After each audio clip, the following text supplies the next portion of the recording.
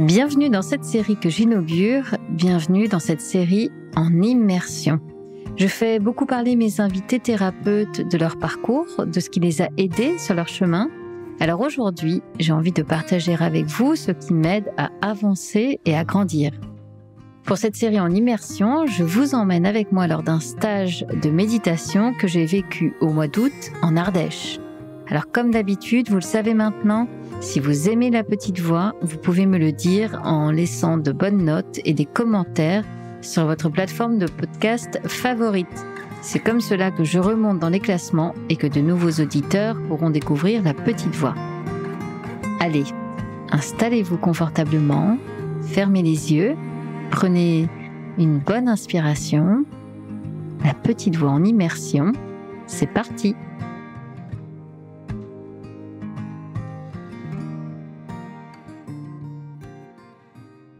Mercredi 11 octobre 2023, 19h23. Voilà, j'enregistre un petit épisode post stage de méditation. Stage de méditation que j'ai terminé il y a 2 mois tout rond, le vendredi 11 août. 2 mois, autant vous dire une éternité, notamment parce qu'entre les deux, il y a la rentrée qui m'est passée dessus. En tout cas, cette période chargée de la rentrée est passée par là. Donc clairement, c'est pas 2 mois qui me séparent du stage de méditation. J'ai plus l'impression que ça fait 6 mois. Voilà. Mais quand même, malgré tout, je voulais revenir vous parler pour partager avec vous un peu mon ressenti qui n'est donc plus à chaud, mais avec du recul. Donc la première chose que j'ai envie de partager avec vous et que vous reteniez, c'est que je ne me suis pas réécoutée des épisodes que j'avais enregistrés sur place. Je ne sais pas quelle impression je vous ai laissée. Moi, en tout cas, je pense en être repartie en me disant « Waouh, c'était cool ce moment pour moi, ça m'a fait du bien, j'ai ressenti des choses agréables, etc. » Mais je n'en attendais pas plus que ça. Pour moi, le contrat était déjà largement et très bien rempli. Donc voilà, je suis repartie en me disant « Ouais, c'était cool, même à refaire. » Finalement, et on va en parler, ça va être le sujet d'aujourd'hui, mais l'impact n'est pas aussi léger que ça. Et c'est pas juste une parenthèse d'1 semaine, puisque 2 mois plus tard, je peux encore vous le dire, j'en ressens encore les effets. Donc, c'est plutôt une très bonne surprise. Alors, quels effets je ressens? Déjà, contre toute attente, vraiment, eh bien, je ressens assez régulièrement l'envie, le besoin de méditer. Alors, ça se fait pas toujours que spontanément, mais pour me rappeler à ma bonne pratique et pour m'aider, j'ai paramétré sur l'horloge de mon iPhone 2 horloges quotidiennes, une à 10h30, une à 15h30. Donc les 2 sont en plein milieu de l'activité. Et lorsque l'horloge sonne, j'arrête tout et je fais 5 minutes de cohérence cardiaque. Franchement, c'est pas grand-chose. Donc à la fin de la journée, j'en ai fait 10. C'est pas grand-chose, mais ça me fait du bien. Ça me fait du bien de me stopper dans mon élan de la journée et potentiellement dans ma course là de choses à faire. 5 minutes, franchement, j'ai bien essayé. Parfois, mon ego, il essaye, il dit « Non, attends, t'as pas le temps. » En vrai, ça, je n'y crois même plus et je ne le laisse pas m'avoir. Donc, je prends les 5 minutes et je fais cette cohérence cardiaque. Alors, c'est tout le principe de la méditation avec plus ou moins de succès. Il y a des jours où je vais réussir à vraiment bien en profiter, pleinement respirer, m'ancrer, ressentir des choses. Et puis, il y a des jours où, en fait, ça part dans tous les sens. Je pense à la réunion qui vient de se terminer, à celle qui va commencer, à l'email que j'ai pas envoyé. Mais c'est vraiment, pour moi, c'est ce que je commence à saisir de ça. C'est tout l'intérêt de cette expérience-là. En fait, il n'y a pas de ça marche pas. C'est qu'on vient tel qu'on est, comme chez McDo. Eh bien, voilà, je viens à ma cohérence cardiaque comme ça. Ça, c'est mon côté un peu bon élève avec mes alarmes programmées. Ce qui, en revanche, m'étonne beaucoup et je suis hyper contente d'être repartie de ce stage de méditation avec ça, c'est que assez régulièrement, pas non plus tous les jours, je sais pas, peut-être 1 fois, 2 fois par semaine, ouais, minimum, et ben j'ai juste envie de méditer. Et comme justement je connais la madame to-do list qui dort en moi, je refuse de m'astreindre à quoi que ce soit. Donc il n'y a pas de jour où je vais méditer, ni d'heure particulière pour ces séances-là. Il n'y a pas non plus, et ça c'est pour moi hyper important, il n'y a pas d'horloge qui tourne et qui va sonner dans 10, 20, 30 minutes. En fait, il n'y a pas de compète, il n'y a pas de performance. On n'est pas là pour méditer tant de temps et tant de jours par semaine. C'est vraiment quand ça me prend, quand j'en ai envie et je médite. Donc, ça peut être en journée, ça peut être le matin un peu tôt. Bon, c'est plus rare, hein, franchement, que je me lève suffisamment tôt pour avoir le temps de méditer, mais pourquoi pas? Ou ça peut être pas plus tard qu'hier soir, au moment de me coucher, même si je suis fatiguée, bah, j'apprécie de prendre ce temps-là. Il y a quelque temps, ça m'a pris, j'étais en train de randonner et puis je me suis réfugiée dans une petite église là, qui était sur le chemin et qui était toute jolie. Et en y entrant, ça m'a inspirée, j'ai eu envie de me poser. Et puis, du coup, j'ai fermé les yeux, j'ai médité. Et ça, en fait, c'est un gain énorme parce que je pense que pendant longtemps, ma pratique de la méditation était celle d'une bonne élève. Donc, je me disais, je coche mes cases. Là, je coche pas de cases, je le fais parce que j'en ai envie et que j'en ressens le bien-être quasiment immédiatement.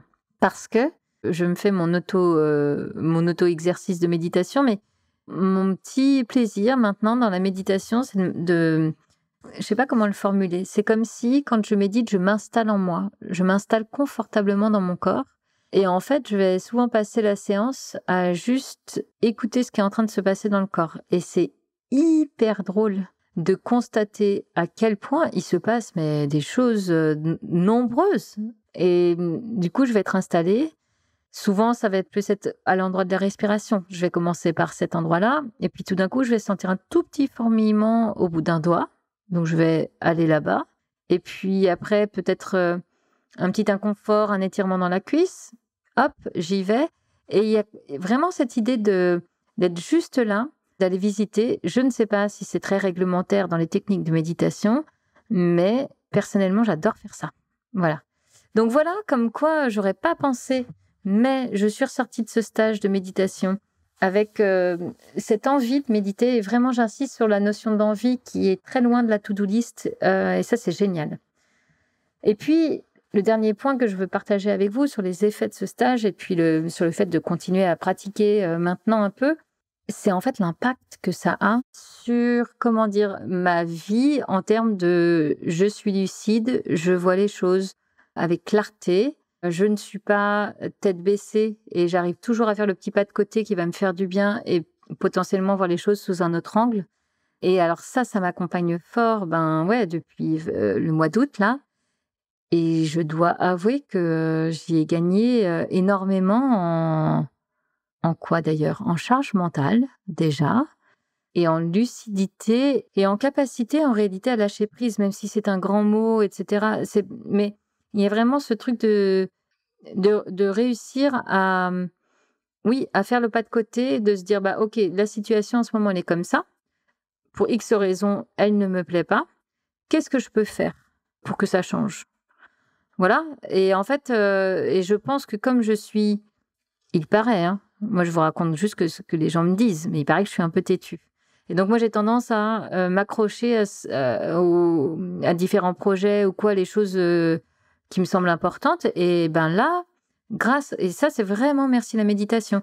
Grâce à la méditation, je peux me dire, ok, d'accord, je sais que tu es têtue, mais est-ce que vraiment là, toute cette énergie-là, est-ce que c'est nécessaire ou pas? Peut-être pas. Ok? Ou là, il y a dans telle relation, il y a ça qui te plaît pas, mais est-ce que tu vas continuer à vivre avec? Ou est-ce que tu fais les ajustements nécessaires pour que ça ne se passe plus comme ça? Et là où peut-être avant, je me serais posé les questions, mais j'aurais pas osé y aller, là, j'y vais. Et je dois dire que malgré les affres de la rentrée qu'on connaît pour beaucoup d'entre nous, de reprise d'activité, etc., etc., eh bien, mon bilan de la rentrée est plutôt très agréable, très zen.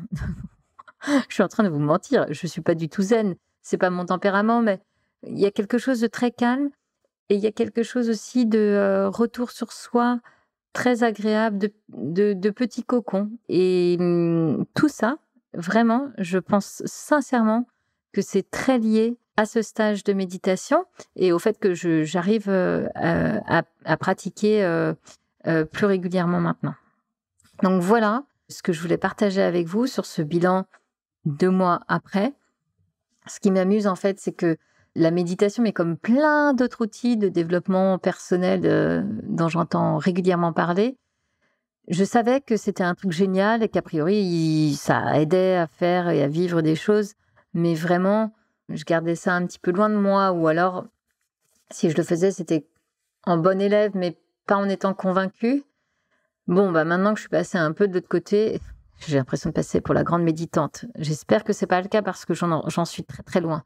Mais en tout cas, maintenant que je suis passée à une autre approche de la méditation, j'en mesure le bénéfice.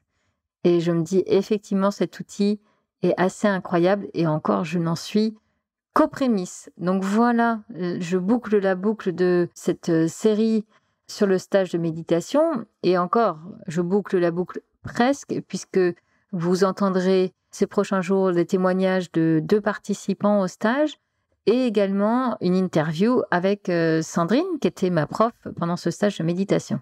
Donc, vous voyez, ce n'est pas tout à fait terminé. J'espère en tout cas que ça vous plaît. Peut-être que ça vous donne envie de méditer. Tout ça, vous pouvez me le dire sur les réseaux sociaux, Facebook, Instagram. En tout cas, j'ai hâte de vous lire et je vous dis à très bientôt. Bye. Merci pour votre écoute et merci d'avoir partagé ce moment avec moi. Je vous donne rendez-vous demain pour la suite.